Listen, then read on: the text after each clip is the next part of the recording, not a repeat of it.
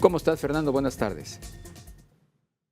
Querido Darío, qué gusto saludarte. Pues buenas noticias las que acabas de dar. Banco de México reduciendo 25 puntos base su tasa de referencia, es algo que esperábamos.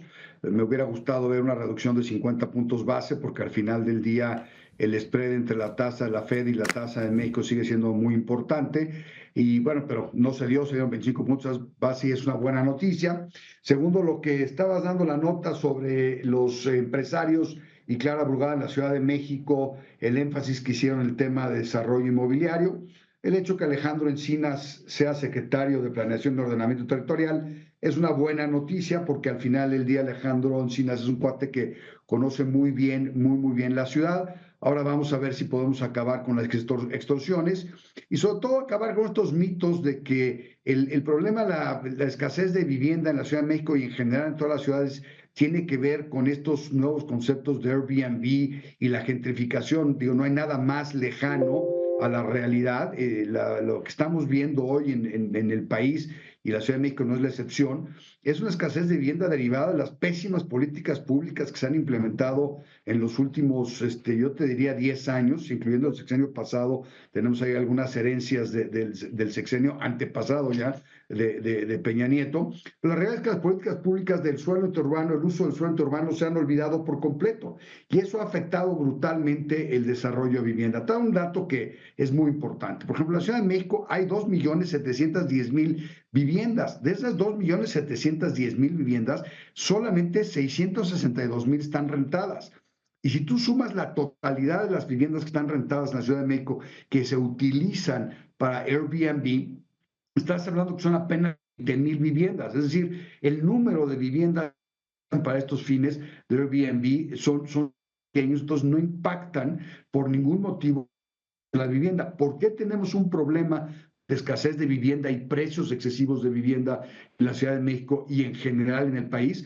Porque las políticas públicas no han sido las adecuadas para detonar el desarrollo urbano, donde se vuelva a la verticalidad. Si tú, por ejemplo, viajas por América Latina y empiezas a ver ciudades pequeñas como Fortaleza y ciudades de menor envergadura, de menor tamaño en Colombia y en otros países, te das cuenta que tiene una gran verticalidad, pero las ciudades en México han hecho todo lo contrario, se han hecho totalmente horizontales y eso es un terrible error porque detona que la vivienda se lance lejos de los centros de ciudad, que va en contra de lo que ONU Habitat ha propuesto, el favor proponido.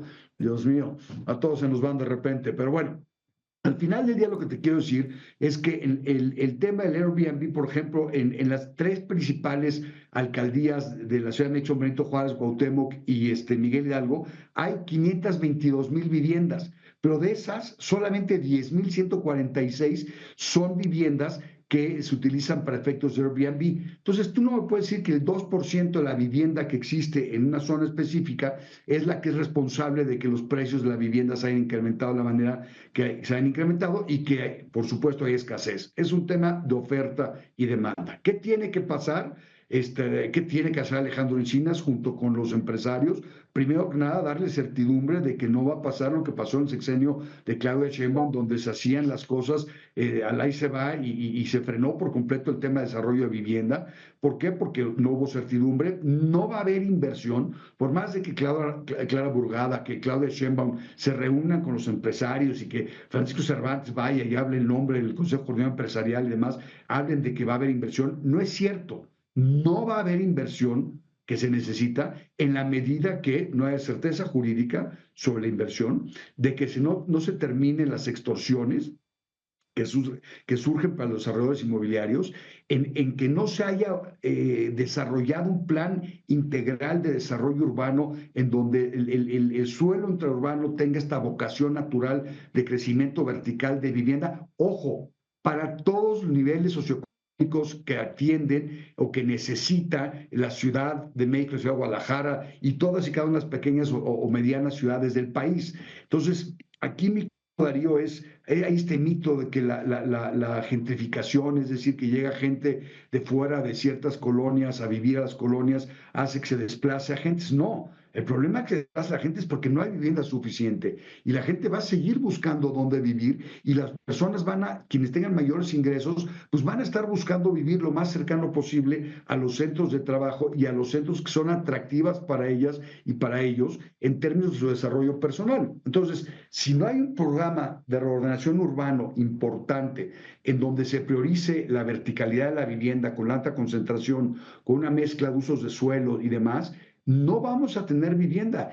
Y es muy, yo te diría, muy cobarde y muy inepto el echar la culpa al modelos de arrendamiento de tiempo limitado o al movimiento natural de las personas que buscan asentarse en ciertas colonias por las conveniencias que tiene esta.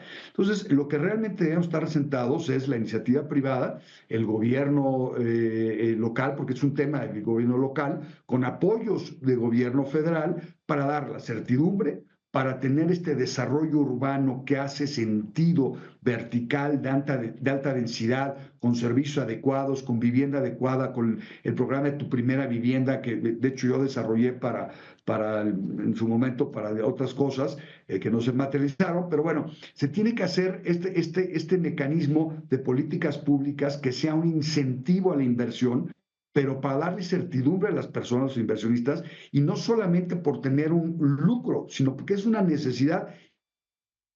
En el tema de vivienda es perfectamente viable.